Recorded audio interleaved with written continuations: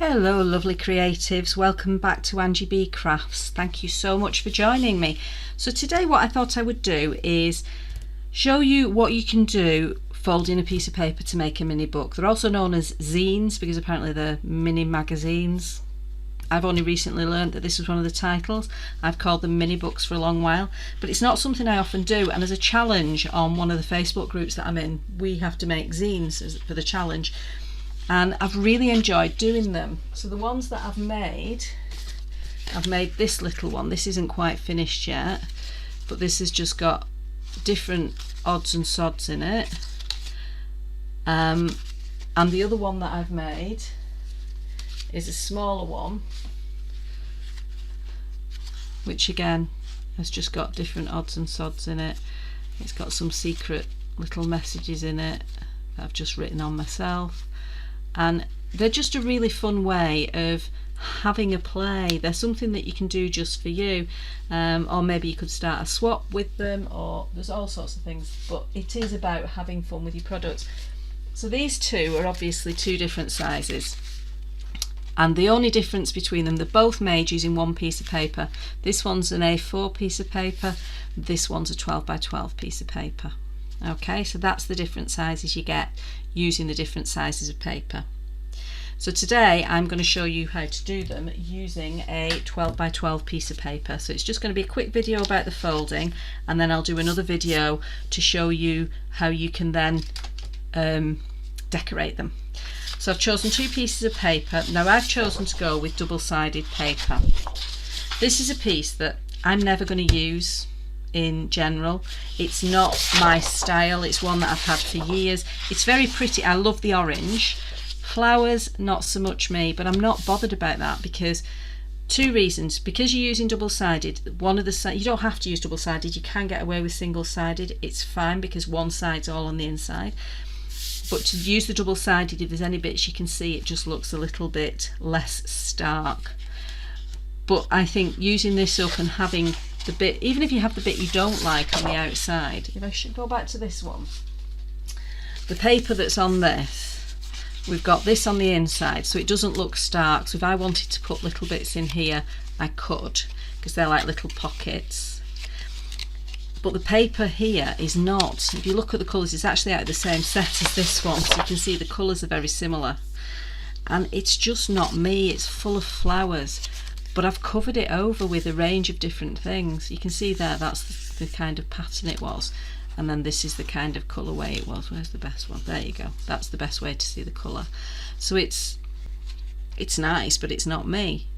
But you can actually still use it and cover it up. So that's my thought process. It's a really good way of using up paper you don't want, or you're not a fan of. So this other piece that I've chosen, the other side of this I love. I absolutely love this side. It's grungy, and it's me. This side I like at a push. It's not, I'd use a small piece of this probably. So we're going to do both so that I can just show you twice basically. I've got my bone folder. The only reason I use the bone folder is a plastic bone folder.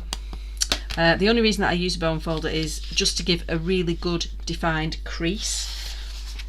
And then there's a really simple process of folding. Now I'm not the most accurate of folder, so I tend to just put a thumb crease on, and then from the thumb crease just use my bone folder to take the line out.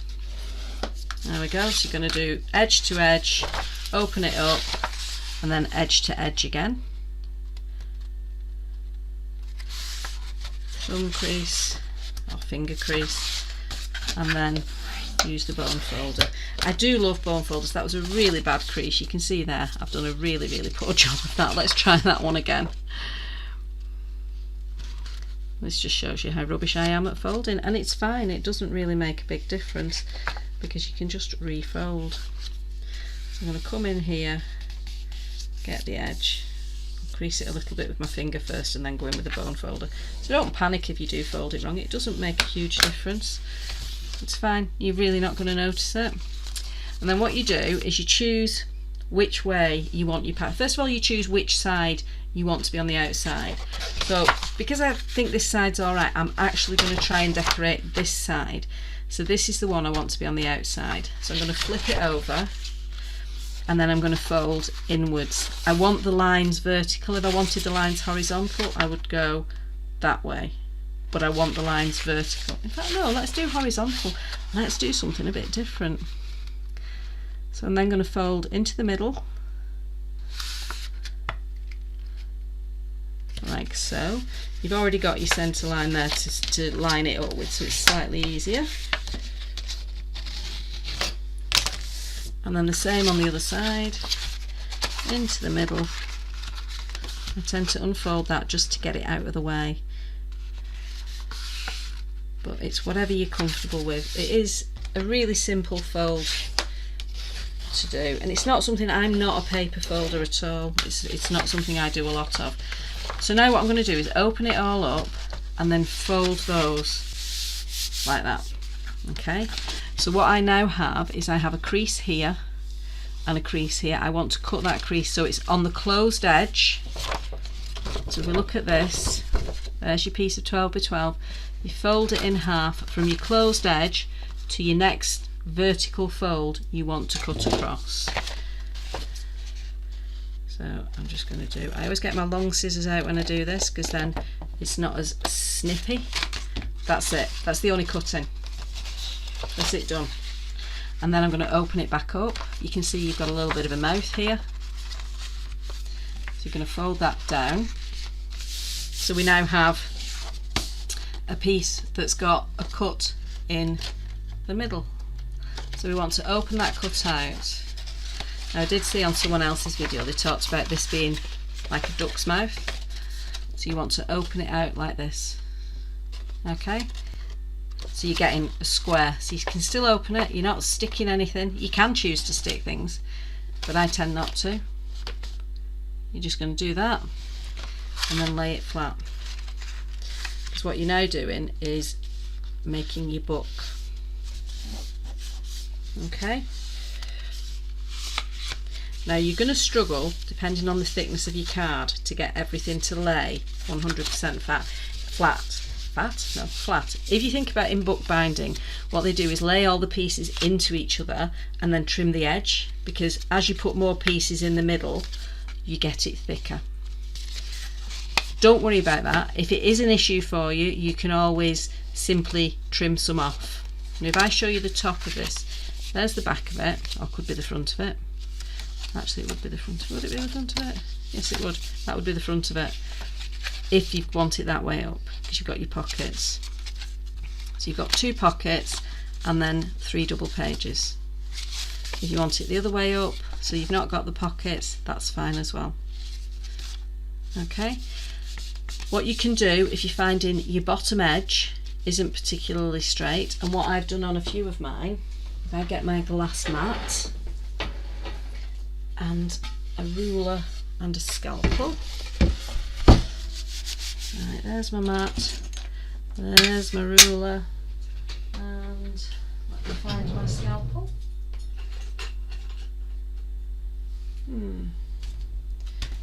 Oh, there it is. It's always around somewhere. There's my scalpel. Make sure you're cutting the right end, because you don't want to cut these. These are holding it all together. You want to keep them. You want the end that's got all the open bits. That's the one you can straighten. So I'm just going to come in and go roughly to there, and then I'm just going to cut through. Don't try and cut them all at once, it won't happen. You'll just end up wrecking your paper.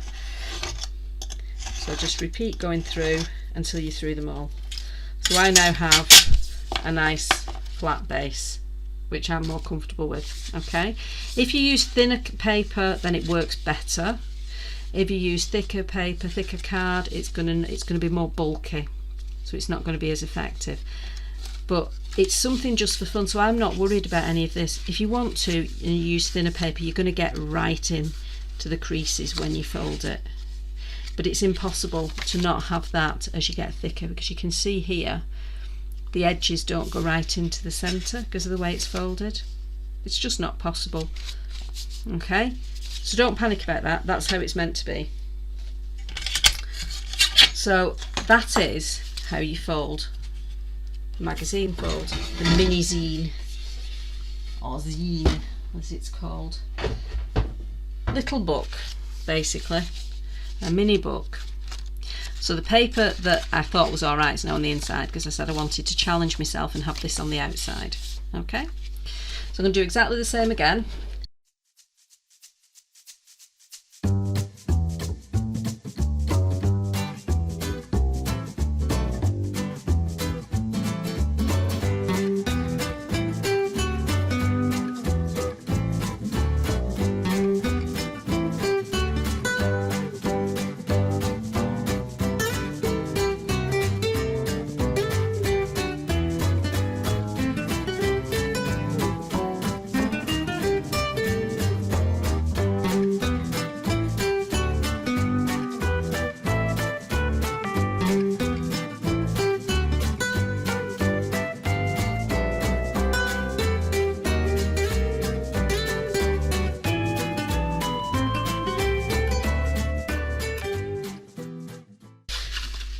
So there we have the other one. So we've got the same problem here, is that it's a bit wonky at this end, but I'm going to leave it because what I'm thinking with this is more distressed, and I can actually start using my knife. If I just, where have I put my knife?